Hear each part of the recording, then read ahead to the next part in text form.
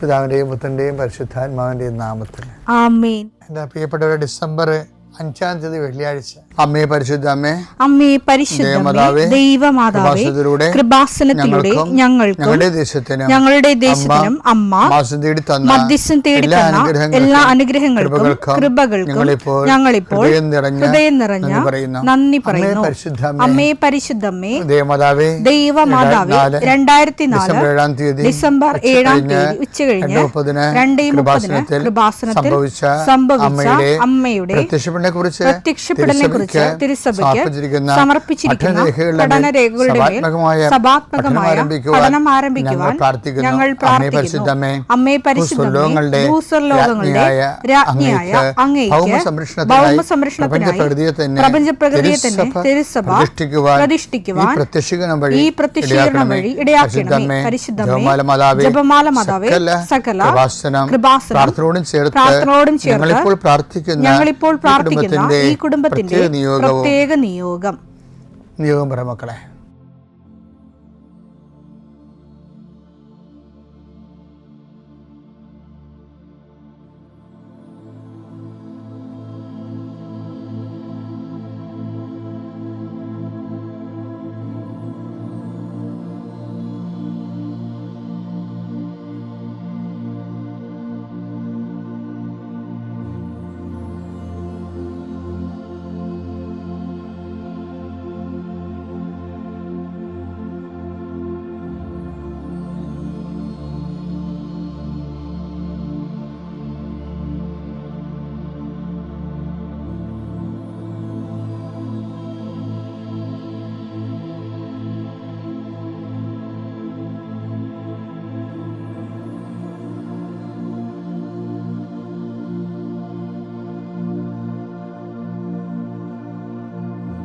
അമ്മയുടെ പ്രത്യക്ഷീകരണത്തിന്റെ ഈ അനുഗ്രഹവേളയിൽ ഞങ്ങൾക്ക് സാധിച്ചു തരുവാൻ കനിയണമേ. ആമേൻ. വിശ്വാസ പ്രമാണം. സർവശക്തനായ പിതാവും ആകാശത്തിന്റെയും ഭൂമിയുടെയും സൃഷ്ടാവുമായ ദൈവത്തിൽ ഞാൻ വിശ്വസിക്കുന്നു. അവിടുത്തെ ഏകപുത്രനും ഞങ്ങളുടെ കർത്താവുമായ ഈശോമിശിഹായിലും ഞാൻ വിശ്വസിക്കുന്നു. ഈ പുത്രൻ പരിശുദ്ധാത്മാവിനാൽ ഗർഭസ്ഥനായി കന്യകാമറിയത്തിൽ നിന്ന് പിറന്ന് പൊന്തിയോസ് പീലാത്തോസിന്റെ കാലത്ത് പീഡകൾ സഹിച്ച് കുരിശിൽ തറയ്ക്കപ്പെട്ട് മരിച്ച് അടക്കപ്പെട്ട് പാതാളങ്ങളിൽ ഇറങ്ങി മരിച്ചവരുടെ ഇടയിൽ നിന്ന് 3-ാം നാൾ ഉയർത്ത് സ്വർഗത്തിലേക്ക് എഴുന്നള്ളി സർവശക്തിയുള്ള പിതാവായ ദൈവത്തിന്റെ വലതുഭാഗത്തിരിക്കുന്നു. അവിടെ നിന്ന് ജീവിക്കുന്നവരെയും മരിച്ചവരെയും വിധിക്കുവാൻ വരുമെന്നും ഞാൻ വിശ്വസിക്കുന്നു. പരിശുദ്ധാത്മാവിലും ഞാൻ വിശ്വസിക്കുന്നു. വിശുദ്ധ കത്തോലിക്കാ സഭയിലും പുണ്യവാന്മാരുടെ ഐക്യത്തിലും പാപങ്ങളുടെ മോചനത്തിലും ശരീരത്തിന്റെ ഉയർപ്പിലും നിത്യമായ ജീവിതത്തിലും ഞാൻ വിശ്വസിക്കുന്നു. ആമേൻ. സുഖസ്ഥനായ ഞങ്ങളുടെ പിതാവേ, അങ്ങയുടെ നാമം പൂജിതമാകണമേ. അങ്ങയുടെ രാജ്യം വരണമേ. അങ്ങയുടെ തിരുമനസ് സ്വർഗത്തിലെ പോലെ ഭൂമിയിലും ആകണമേ. അന്നു വേണ്ടുന്ന ആഹാരം ഇന്ന് ഞങ്ങൾക്ക് തരണമേ. ഞങ്ങളോട് തെറ്റ് ചെയ്യുന്നവരോട് ഞങ്ങൾ ക്ഷമിക്കുന്നത് പോലെ ഞങ്ങളുടെ തെറ്റുകൾ ഞങ്ങളോടും ക്ഷമിക്കണമേ. ഞങ്ങളെ പ്രലോഭനത്തിൽ ഉൾപ്പെടുത്തരുതേ, തിന്മയിൽ ഞങ്ങൾ രക്ഷിക്കണമേ. ആമേൻ. നന്മ നിറഞ്ഞ മറിയമേ, സ്വസ്തി. കർത്താവ് അങ്ങയുടെ കൂടെ സ്ത്രീകളിൽ അങ്ങ് അനുഗ്രഹിക്കപ്പെട്ടവളാകുന്നു. അങ്ങയുടെ ഉദരത്തിൻ ഫലമായി ഈശോ അനുഗ്രഹിക്കപ്പെട്ടവനാകുന്നു. പരിശുദ്ധ മറിയമേ, തമ്പുരാന്റെ അമ്മേ, പാപികളായ ഞങ്ങൾക്ക് വേണ്ടി ഇപ്പോഴും ഞങ്ങളുടെ മരണസമയത്തും തമ്പുരാനോട് അപേക്ഷിക്കണമേ. ആമേൻ. കർത്താവേ, നിന്റെ ഉന്നതമായ നാമത്തിന് സ്വസ്ഥം ചെയ്യുന്നു. കർത്താവേ, നിന്റെ വിശുദ്ധ പൗരോഹിത്യത്തെ മഹത്വപ്പെടുത്തണമേ. കർത്താവേ, സഭയിലുള്ള സാന്നിധ്യം ദൃഢമാക്കണമേ. 39 വർഷം ഞാൻ അർപ്പിച്ച കൃപാന്റെ യുഗതിയാൽ കൃപാസ്ഥാന ജീവനോടെ പ്രത്യക്ഷപ്പെട്ട മാതാവിൻ്റെ മാധ്യസ്ഥയിൽ അത്താറയിൽ നടന്ന 10,000-കണക്കിന് ആരാധന ശക്തിയാൽ കർത്താവ് ഈ പ്രഭാതത്തിലെ അങ്ങയുടെ മക്കളെ കാത്തു കൊതിച്ചിരിക്കുകയാണ്. ഈശോയെ, നിന്റെ വലതുകരത്തിൻ്റെ ഒരാശീർവാദം കിട്ടാൻ വേണ്ടി കർത്താവ് ഇന്ന് യാത്രയ്ക്ക് ഒരുങ്ങുന്ന ഓരോ മക്കളുണ്ട്. ഓരോ ഉദ്യമങ്ങളിലൂടെ മനസ്സിൽ വിചാരിച്ചുകൊണ്ട് പോണവരുണ്ട്. ഓരോ ലക്ഷ്യങ്ങൾ മനസ്സിൽ വെച്ച് പോകുന്നവരുണ്ട്. കർത്താവേ, നിന്റെ തിരുമുറുവാർന്ന് ആണിപ്പെടുതാന്ന് വലതുകരം മക്കളുടെ ശിരസ് വെക്കണമേ. അവർ പോകുന്നിടത്തേക്കല്ല, നീ പോകുന്നിടത്തേക്കെല്ലാം ഞാൻ നിൻ്റെ കൂടെ വരുമെന്ന് കർത്താവ് അങ്ങ് പറഞ്ഞിട്ടുണ്ടല്ലോ. ഈശോയെ, അങ്ങയുടെ സഞ്ചാര സാന്നിധ്യം അങ്ങയുടെ മക്കളുടെ കൂടെ ഉണ്ടായിരിക്കണമെന്ന് പ്രാർത്ഥിക്കുന്നു. ജീവിതത്തിൻ്റെ വ്യത്യസ്ത വിളികളിൽ പ്രയാസം അനുഭവിക്കുന്നുണ്ട് ഈശോയെ. അവരെ നീ ഏറ്റെടുക്കണമെന്ന് പ്രാർത്ഥിക്കുന്നു ഈശോയെ. വീടില്ലാത്തവരുണ്ട് ഈശോയെ, അതുപോലെ കുടുംബത്തിൽ കലഹങ്ങളുള്ളവരുണ്ട് ഈശോയെ, ഭാര്യാഭർത്താക്കന്മാർ പിരിഞ്ഞ് താമസിച്ചിട്ട് ഐക്യപ്പെടാൻ ആഗ്രഹിക്കുന്നുണ്ട് ഈശോയെ, ജീവിത പങ്കാളിയെ കിട്ടാത്ത പുരുഷന്മാരുണ്ട് ഈശോയെ, ജീവിത പങ്കാളിയെ കിട്ടാത്ത സ്ത്രീകളുണ്ട് ഈശോയെ. കർത്താവെ, ഈ കാലങ്ങളിലെല്ലാം മനസ്സമ്മതം നടക്കുകയും ക്രിസ്മസ് കഴിയുമ്പോൾ കല്യാണം വരാൻ പോകുന്ന ആൾക്കാരെല്ലാം നീ അത് ഓർക്കണമെന്ന് പ്രാർത്ഥിച്ചോയെ. അന്യനാടുകളിലും വിദേശങ്ങളിലൊക്കെ ജീവിക്കുന്നവരും മക്കൾക്ക് അവർക്ക് പറ്റുന്ന ജീവിത പങ്കാളിയെ കിട്ടാതെ വിഷമിക്കുന്നവരും അതിനുവേണ്ടി പ്രാർത്ഥിക്കുന്നവരും ആശ്രയിക്കും. ഒരു പ്രൊമോഷന് വേണ്ടി പ്രാർത്ഥിക്കുന്നുണ്ട് ഈശോയെ. 10 പൈസ കൂടുതൽ കിട്ടിയാലേ കടങ്ങൾ പരിഹരിക്കപ്പെടുന്ന ഓർത്തുകൊണ്ട് വെണ്ണീരായി പ്രാർത്ഥിക്കുന്നുണ്ട് ഈശോയെ. അവർക്ക് എത്രയും വേഗം ഒരു പോംവഴി കിട്ടാൻ പരിശുദ്ധ മാതാവ് ആശ്രയിക്കട്ടെ. പലതരത്തിലുള്ള അപകടങ്ങൾ, ആക്രമണങ്ങൾ അനുഭവിക്കുന്നവർ, ജലജീവികളുടെയും വിഷജന്തുക്കളുടെയും ആക്രമണങ്ങൾ പെട്ടിരിക്കുന്നവർ കർത്താവിൻ്റെ രക്തം അവരെ തിളക്കപ്പെടുകയും ഇതോടുകൂടി അവരുടെ രോഗങ്ങൾ വിട്ടുമാറുകയും യേശുനാമത്തിൽ പ്രാർത്ഥിക്കുന്നു. ആമേൻ.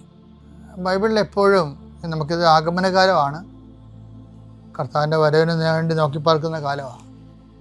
പൊതുവേ നമ്മൾ നോക്കിപ്പാർക്കുന്നൊരു വിഷയം എന്താ? ദൈവത്തിൻ്റെ മഹത്വമാണ്. അത് നമുക്ക് ലഭിക്കുമെന്നുള്ള ഒരു വിശ്വാസത്തിലാണ് നമ്മൾ ജീവിക്കുന്നത്. അതെന്താ? അത് സെൻറ്റ് പോളിൻ്റെയും ആദിമസഭയുടെയും എക്സ്പീരിയൻസ് ഓഫ് ഗോഡാണ്. റോമ 8:18 വായിച്ചേ. നമുക്ക് വെളിപ്പെടാനിരിക്കുന്ന മഹത്വത്തോട് തുലനം ചെയ്യുമ്പോൾ ഇന്നത്തെ കഷ്ടതകൾ നിസ്സാരമാണെന്ന് ഞാൻ കരുതുന്നു. വിഷയം എന്താണെന്നറിയാമോ?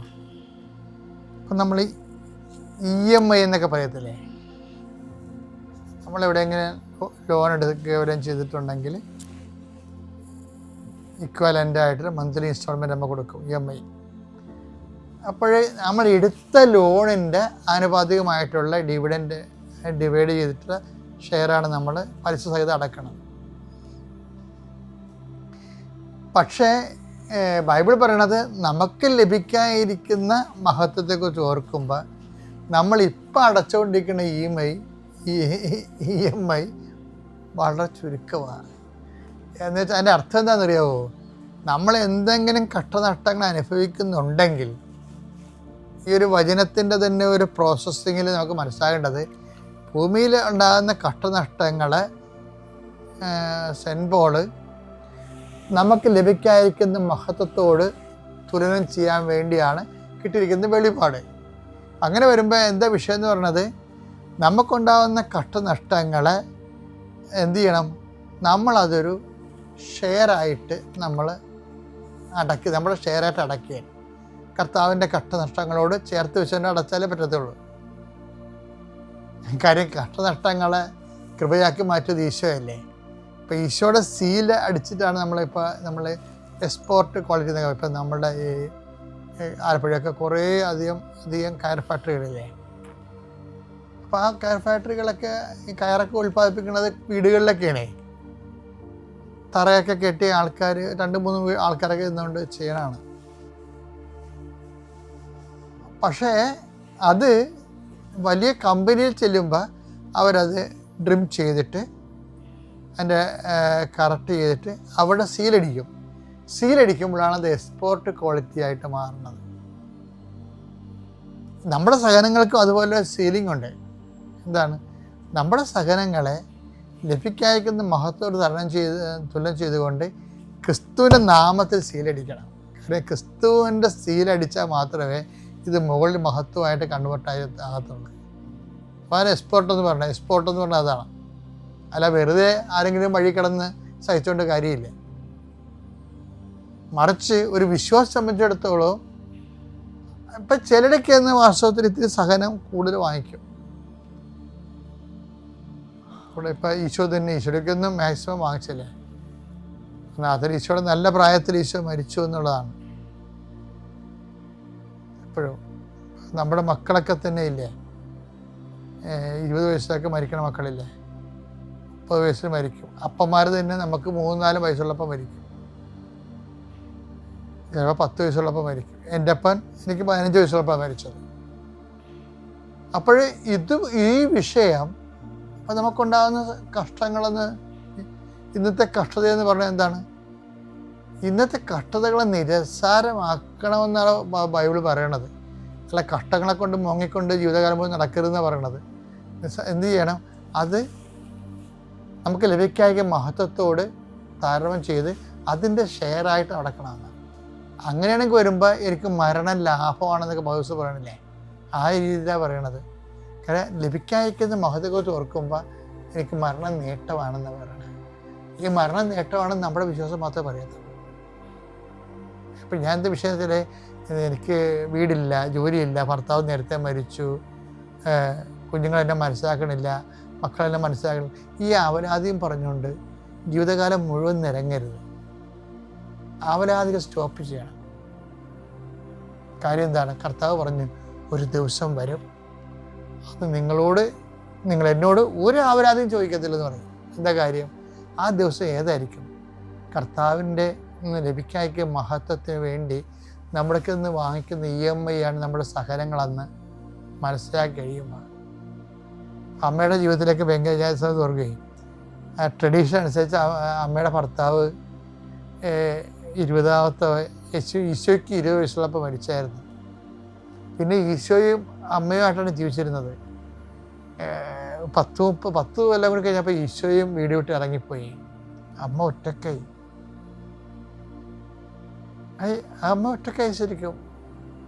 അപ്പോൾ ഈ ഒറ്റപ്പെടലിലൂടെയാണ് അവർ ജീവിക്കുമ്പോഴും, പക്ഷെ അവർക്ക് ഉള്ള വിഷയം അവരൊരു വചനത്തിൽ വിശ്വസിച്ചാണ് ജീവിക്കുന്നത്. എന്താണ് അവർ? എന്ത് വചനത്തിലാണ്? നിന്ന് ഉത്ഭവിക്കുന്ന അത്യുന്നതൻ ദൈവത്വം വിളിക്കപ്പെടുമെന്ന് പറഞ്ഞിട്ട് യാക്കോബിൻ്റെ ഗോത്രത്തിൽ അവൻ എന്നേക്ക് വലിയവനായിരിക്കും, സിംഹാസനം അവന് നൽകുമെന്ന് പറഞ്ഞില്ലേ? അപ്പം അമ്മ ആ രക്ഷകനാണെന്നുള്ള ബോധ്യത്തിലാണ് ജീവിക്കുന്നത്.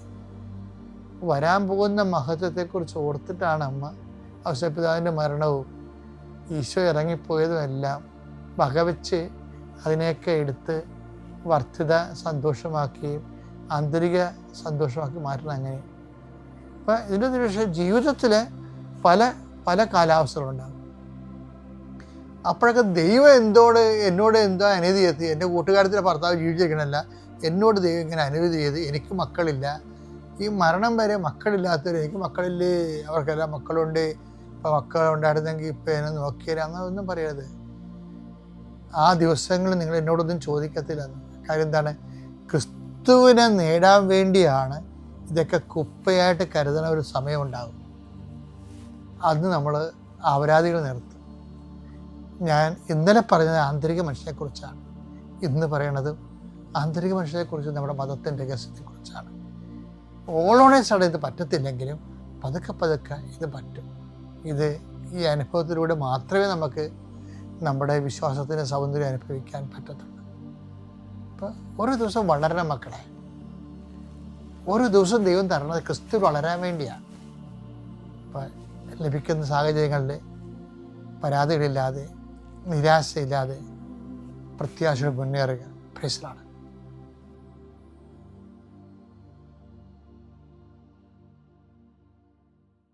അത്യപൂർവ ദൈവാനുഭവങ്ങൾ ഇനി നിങ്ങൾക്കും സ്വന്തം. ഈ യൂട്യൂബ് ചാനൽ ഇതുവരെ സബ്സ്ക്രൈബ് ചെയ്തിട്ടില്ലെങ്കിൽ ഇപ്പോൾ തന്നെ സബ്സ്ക്രൈബ് ചെയ്യുക. ഈ വീഡിയോ ഇപ്പോൾ തന്നെ നിങ്ങളുടെ സുഹൃത്തുക്കൾക്ക് ഷെയർ ചെയ്തുകൊണ്ട് കർത്താവിൻ്റെ പ്രേക്ഷിതരാകുക.